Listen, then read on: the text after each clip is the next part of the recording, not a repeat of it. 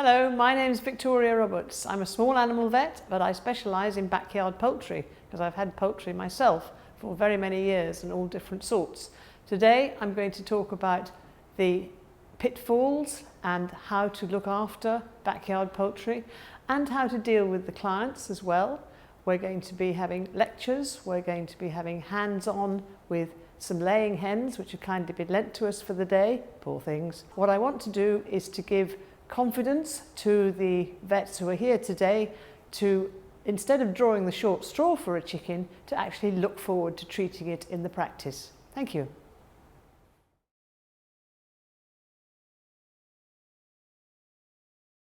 And it's very important to do it correctly because of the way they behave and also their respiratory system, which if it's squeezed is a welfare issue.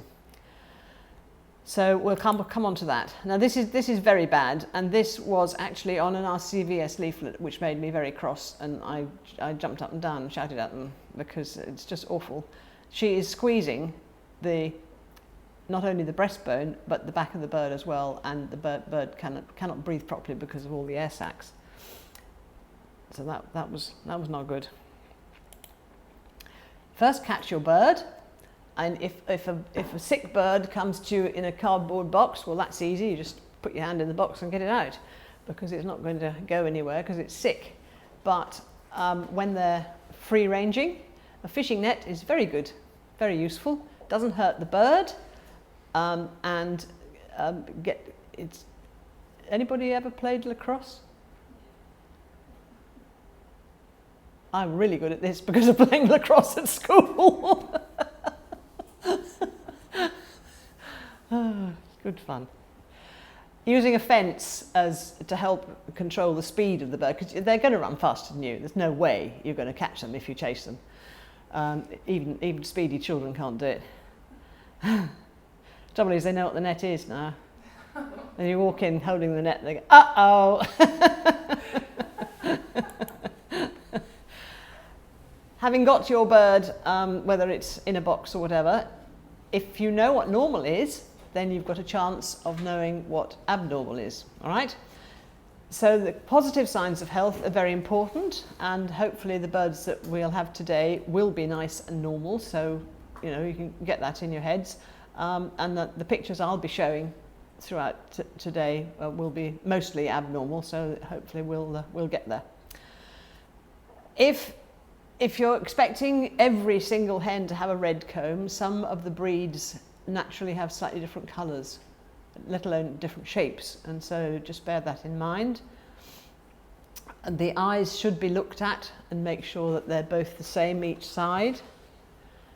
The colour of the eyes, some of them are really dark, which makes finding the pupil a bit tricky.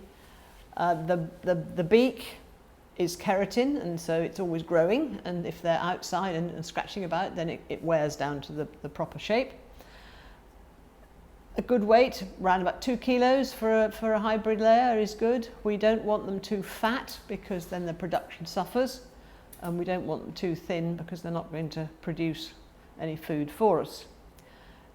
It's very important to look under the tail to make sure the vent is clean. The shank is from the hock down to the toes, and that is covered in scales, and that should be nice and smooth, unless they've got feathered legs, of course, but it's only the pure breeds that do silly things like that. And the bird should be alert and active, obviously, but we don't always have that. Now this is a very good, normal, healthy head. This happens to be a boy. The comb is a single comb, so it's like a hand held up like this. There are lots of different types of combs. His eye is good and big and bright.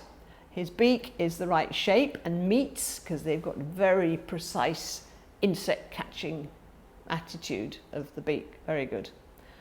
Here is the ear canal covered by short feathers to keep it from being invaded by foreign bodies. And the ear lobe underneath, which is not a pinna of any description, but it's known as the ear lobe, which is a bit confusing, That can come in different colours. Some of the birds have a white earlobe, and if it's a female with a white earlobe, it has to lay a white egg. They're genetically connected. And then underneath the beak there are wattles, and sometimes these can get damaged if the boys do any sort of fighting.